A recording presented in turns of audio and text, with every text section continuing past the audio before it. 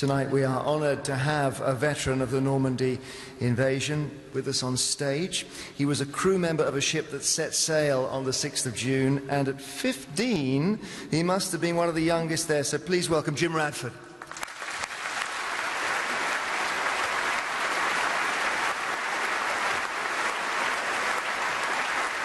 Jim, how do you feel today, seeing us all gathered and remembering these events? Contrasting emotions, I think, glad and sad.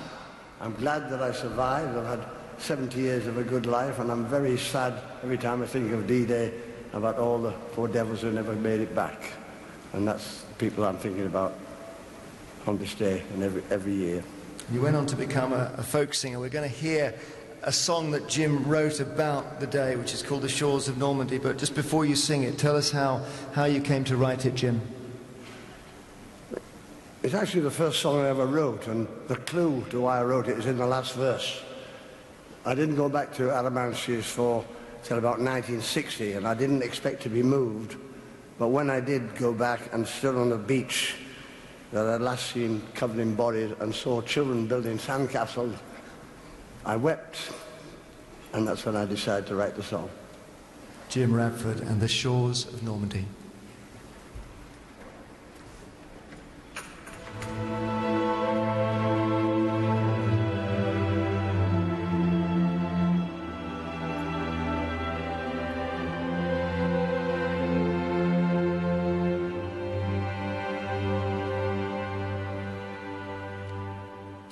In the cold grey light of the 6th of June, in the year of 44,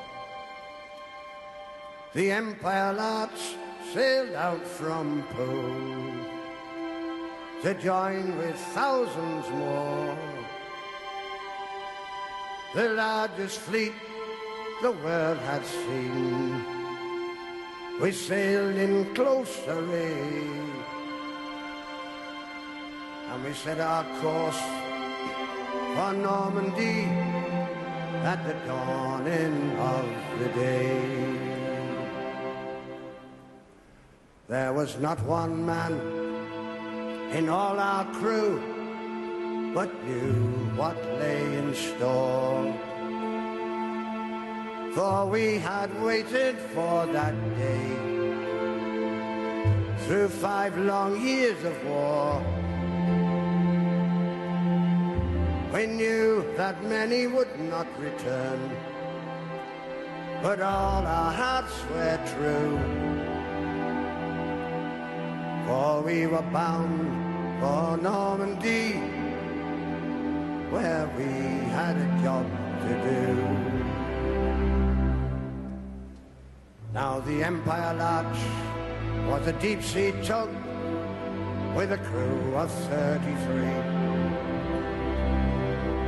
and I was just the galley boy on my first trip to sea.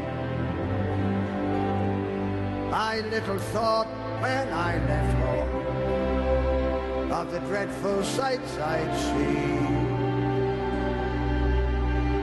but I came to manhood on the day that I first saw Normandy. At Aramanche, off the beach of gold, 'neath the rocket's deadly glare, we towed our block ships into place, and we built a harbour there. Mid shot and shell, we built it well, as history does agree, while brave men died in the swirling tide on the shores of Normandy. For every hero's name that's known, 1,000 died as well. On stakes and wires their bodies hung, rocked in the ocean swell.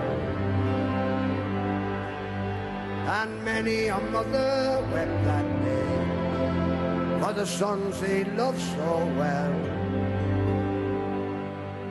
men who cracked a joke and catch the smoke as they stormed the gates of hell. As the years pass by, I can still recall the men I saw that day, who died upon that blood-soaked sand where now sweet children play. And those of you who were unborn, who've lived in liberty, remember those who made it so on the shores of Normandy.